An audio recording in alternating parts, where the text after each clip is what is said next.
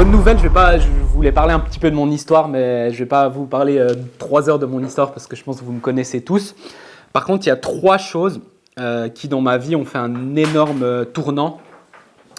Pour ceux qui ne savent pas, et je me suis ouvert plein de fois là-dessus, j'essaie d'être très sincère là-dessus, mais moi, j'étais un petit enfant qui n'avait aucune confiance en lui, qui n'avait rien fait de sa vie et qui se sentait vraiment inférieur à toutes les personnes qui voyaient en fait. Aujourd'hui, j'ai complètement shifté de personnalité, de comment je me vois et qui je suis, ce qui me permet là, devant vous tous d'avoir fait des choses dont on est très fiers. Et du coup, il y a 3 points que je voulais vous donner. Notez les leçons que vous retenez. Après, on va avoir une petite discussion autour de ça. C'est 3 points importants de ma vie et de mon histoire en fait. Donc la première, pour ceux qui ne savent pas, j'ai fait du tennis de table. Moi, j'ai commencé à 12 ans. Okay, la plupart on va dire, des compétiteurs de haut niveau, ils commencent plus tôt, ils commencent à 5, 6 ans, etc. Moi, j'étais un petit enfant qui n'avait aucune confiance en lui. J'étais un petit enfant qui ne voyait pas la valeur qu'il avait et qui ne se sentait pas forcément aimé s'il n'était pas performant. Donc, quand j'ai découvert le tennis de table, ça a été un petit peu une opportunité pour moi de me dire « Waouh, en fait, si j'excelle là-dedans, je peux valoir quelque chose ». Sauf que voilà, les débuts n'ont pas été faciles et j'ai commencé à m'entraîner énormément. Donc, je m'entraînais, on parle de 5, 6, 7 fois par semaine. Et j'avais un rêve. Et ce rêve, il paraît assez fou parce que la plupart des gens, c'est gagner ça, avoir telle médaille, être champion suisse, j'en sais rien. Et moi, je m'en foutais de tout ça. Le seul truc que je voulais, c'était d'être dans le journal. Et la seule raison, et on va en parler après parce que ça, c'est des blocages que j'ai depuis longtemps. La seule raison, c'était si je suis dans le journal, personne ne pourra dire que je ne vaux rien, que je n'ai pas de valeur. Okay, donc, c'était mon but, c'était mon vœu brûlant, comme vous l'avez fait hier. Et du coup, je commence à m'entraîner, à jouer, etc. Puis je commence aussi à gagner des matchs, je commence à devenir meilleur. Mais en fait, j'étais jamais dans le journal. Puis je me rappelle, un matin, je me lève et puis j'ai un de mes amis, je lis le journal et lui, il l'est et moi, j'en suis pas. Et j'ai eu énormément, ça m'a détruit parce que j'étais là, mais je vais jamais y arriver. Ce que j'ai fait, c'était qu'en fait, pour me soulager, à ce moment-là, je ne savais pas encore ce que je faisais. Je visualisais, donc j'allais promener mon chien, je mettais les écouteurs et j'étais en train de lire mon journal, mais tous les jours. Et des fois, j'avais même les larmes aux yeux et je lisais exactement ce qui était marqué. Et j'ai fait ça pendant des années. Et un beau jour, je me lève comme ça, je vais sur la table et là, je vois, ma mère, elle m'a laissé en grand. Et là, enfin, je vois mon article avec ma grande photo. On n'a pas pour projeter, mais je vous enverrai. Donc, un grand article avec ma photo. Et là, je commence à lire le truc et je commence vraiment à avoir les larmes aux yeux parce que c'était exactement ce que moi, je me disais, ce que moi, je lisais quand je marchais. Okay, donc, en gros, ça s'est matérialisé. J'ai mis énormément d'actions en place, mais je suis sûr que sans avoir visualisé ça, j'aurais jamais pu atteindre ça. Mais la leçon, pour moi, la plus grande leçon n'est pas là. C'est que, en fait, comme je vous ai dit, j'ai commencé vers 11-12 ans. Et cet article, je l'ai eu seulement à 19 ans. Donc, ça, pour moi, c'était l'aboutissement. Et les 2 années qui ont suivi, j'ai eu 11 articles. 11 articles de suite avec moi ou mon équipe, que j'ai tous, et là, je les ai tous gardés à la maison. Donc, en fait, c'est là où j'ai découvert que quand tu vas vraiment à fond dans un vœu, tu le visualises, tu mets toutes les actions en place et tu quittes jamais, ça prend du temps, il y aura des galères, la vie va te tester, mais au bout d'un moment, tu l'atteins. Et quand tu l'atteins, ensuite, c'est comme si tu as passé le test et ensuite, il y a l'effet cumulé qui prend place. Et cet effet cumulé, ensuite, il te donne 10 fois ce que tu voulais. Donc là, j'avais article sur article. Des fois, je n'avais même pas vu qu'il y avait quelqu'un qui était venu faire des photos. J'étais en Allemagne où il y a vraiment un bon niveau de tennis de table.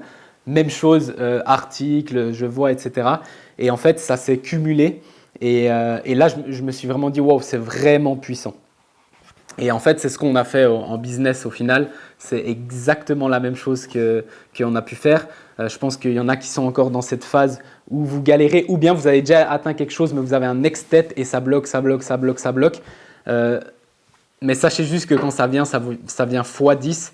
Et on va voir, parce qu'il y a des hacks que j'aurais pu utiliser pour atteindre ça beaucoup plus rapidement que je vais vous donner. La deuxième chose, c'est un peu plus émotionnel pour moi. Mais pour moi, c'est important parce que ça fait entière partie de mon histoire. Beaucoup d'ici, vous le savez parce que vous me suivez. Quand j'étais en Allemagne, j'avais donc une vingtaine d'années. Et j'étais encore perdu. Donc j'étais bon, on va dire, en tennis de table, mais j'étais encore perdu, on va dire, niveau vie, niveau business, etc. J'avais déjà cette idée de lancer un business, mais je ne savais pas trop. Et j'étais une année, je faisais au pair en Allemagne. Et puis je me lève un jour, je regarde mon téléphone, je scrolle un petit peu, et là je vois un avis de recherche de mon meilleur ami. Quand je dis mon meilleur ami, je pense que vous avez tous quelqu'un avec qui vous êtes très proche. Moi, c'était à ce moment-là la personne avec qui j'étais le plus proche. On s'écrivait hyper souvent, etc.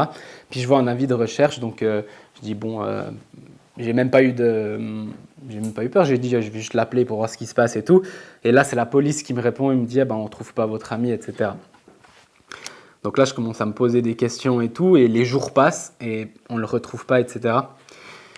Je me rappelle, j'étais dans le métro, et là, j'ai mon père qui m'appelle, puis il me dit « Écoute, Mickaël, ton meilleur pote, il s'est suicidé. » Comme ça. Et là, je boucle tout de suite. Et j'étais dans le métro, j'ai commencé à pleurer. Et c'était vraiment un moment dur pour ça. Et si je vous partage ça, c'est pas pour faire ma victime, au contraire, c'est pour vous montrer qu'à ce moment-là, en fait, j'ai eu beaucoup de soutien, beaucoup de messages, etc. Mais en fait, j'étais complètement perdu déjà dans ma vie et j'étais perdu, je savais pas quoi faire. Et je me disais, mais c'est fou. Et j'ai eu plein de messages. Et à ce moment-là, j'ai eu comme un choix. Et je me rappelle encore de ce moment, c'était une soirée. J'étais là et puis je me suis dit, mais écoute, là, il y a un choix à ce moment-là. Soit tu peux faire un peu la victime parce que tu auras le soutien des gens. Et là, je savais vraiment que j'aurais le soutien des gens. Donc, tu peux faire ta victime et puis être OK avec ça. Et puis que les gens disent, pauvre Mickaël, c'est vrai que c'est dur ta vie. Ou soit tu peux utiliser ce moment-là et le rendre fier. Pour ceux qui ont suivi, j'ai été à Tony Robbins et il y a un speaker hyper connu qui s'appelle Dean Graziosi. Et à ce moment-là, 3 jours après, je lui envoie un message sur Instagram. J'ai publié le message et je lui dis écoute, il y a 3 jours, mon meilleur ami s'est suicidé. Je sais pas pourquoi. D'ailleurs, aujourd'hui, à ce jour-là, je sais toujours pas pourquoi. Je sais pas quoi faire. J'ai envie de lancer une entreprise. Si tu peux juste me soutenir, me donner des conseils. Je pensais pas qu'il allait me répondre. Et tout d'un coup, je vois une réponse et puis il m'a dit une chose qui m'a marqué. Il m'a dit c'est OK de te sentir mal, mais tu ne peux pas faire ta victime. Célèbre-le et atteins tes rêves pour lui. Et ça, c'est devenu mon nouveau objectif, c'est de dire, OK, ça, ce qui m'arrive là, c'est une force. Et je me suis dit, en fait, il y a quoi de pire qui peut m'arriver? Pas grand-chose. Donc, je l'utilise comme une force dès aujourd'hui, comme un moteur pour aller là où je veux et pour lui donner, pour le rendre fier, en fait, de là où il est. Pour ceux qui sont peut-être plus spirituels ou comme ça, peut-être vous ressentez les personnes. Moi, en tout cas, je le ressens constamment. Et quand c'est des moments durs, etc., je l'ai ressenti. Donc, en gros, c'est vraiment une force pour moi.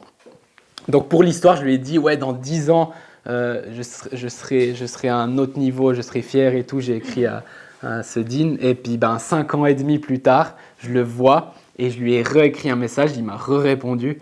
Et puis, en fait, j'ai atteint mes rêves les plus fous. C'est-à-dire que je voulais être libre, je voulais voyager. Pour la petite histoire, mon rêve, c'était de faire 2 000 € par mois.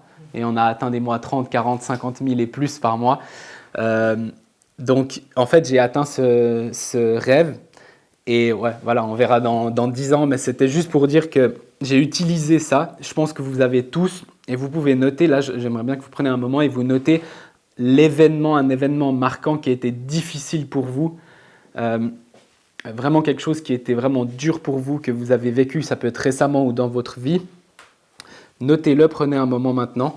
Et ce que j'aimerais, c'est que vous l'utilisiez comme moteur pour la suite. C'est-à-dire que quand c'est difficile, bah, vous utilisez cette chose qui vous est arrivée dans votre vie pour repousser vos limites et pour vous dire que vous pouvez passer n'importe quoi.